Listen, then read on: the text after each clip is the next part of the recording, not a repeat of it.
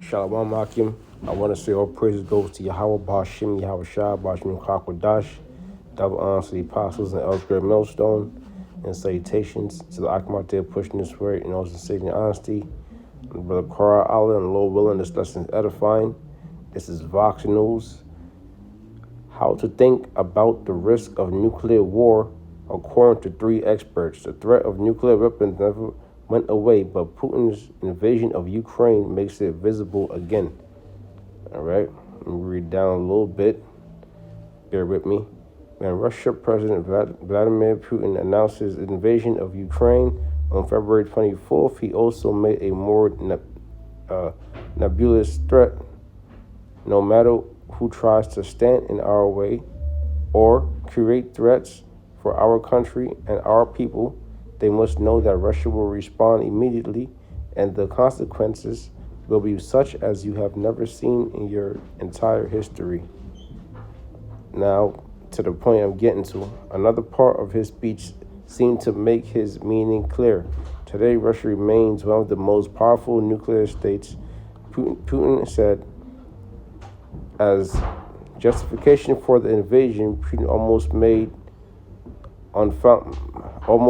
unfounded claims that Ukraine was on a path to build its own nuclear arsenal. There is no evidence of that at all, said Hans Christensen, director of Nuclear Information Project at the Federation of American Scientists. All right, so the point that I'm basically making here is the reason why Russia was able to invade Ukraine so easily was because there was no fear of a nuclear retaliation, because Ukraine does not possess those nuclear missiles. All right, but who knows, they might in the future. Okay, now the nuclear missiles, this is how a lot of these nations are developing their strength. With that being said, I'll get a few scriptures. Straight to the point, Jeremiah 51:3. Against him that bendeth, let the archer bend his bow, and against him that lift himself up in his brigandine. All right, and who bendeth the bow? Okay, what's that? Hiroshima and Nagasaki over there in Japan.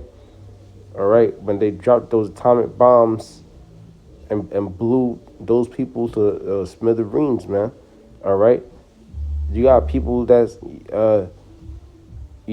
shadows is engraved into the ground, okay, from the blast of that fire. And that was the beginning, beginning stages to create those thermonuclear missiles.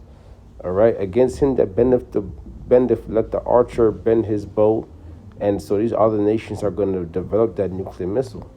And against him that lift himself up in his brigandine, he lift himself up, man. He takes pride in his army, his brigandine armor. All right, his army, his military might. And spare ye not her young men, destroy ye utterly all her hosts. And that's this so-called white man Esau.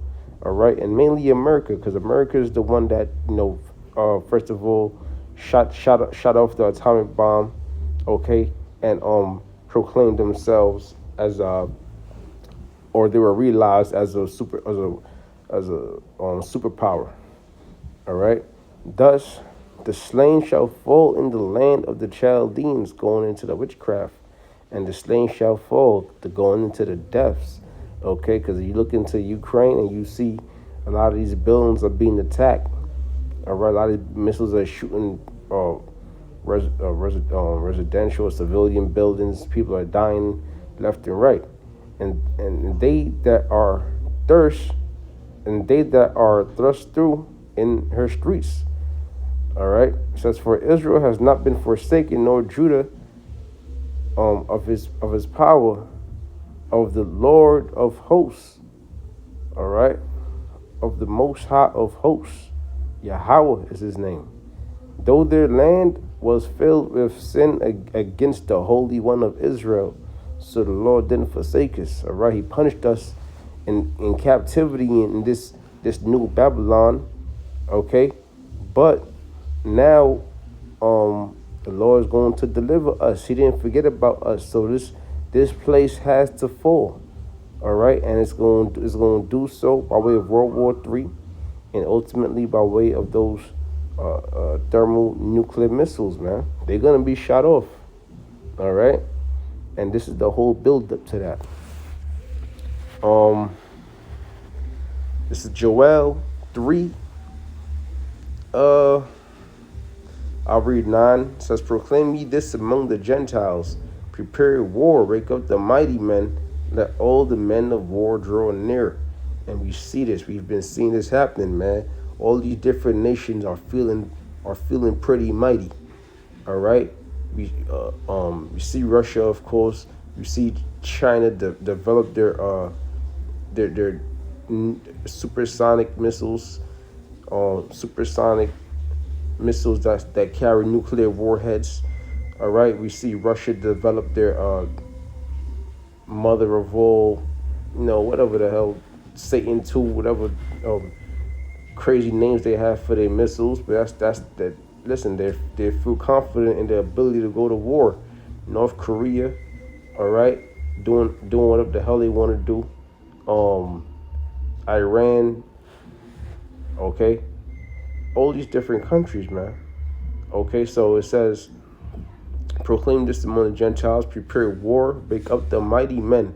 So the men are waking up to go to war, and it ultimately is the will of the Heavenly Father, man. Because it says, but it says, I think it's Proverbs 21 or Psalms 21. I'll probably get that last. Continuing on, it says, "Let all the men of war draw near. Let them come up. Beat your plowshares into swords and your pruning hooks into spears." Right, so your tools for agriculture, instead of developing your agriculture, all right, or fixing your bridges or your streets, fixing your subway stations, you ain't doing that. No, fixing your school system, okay.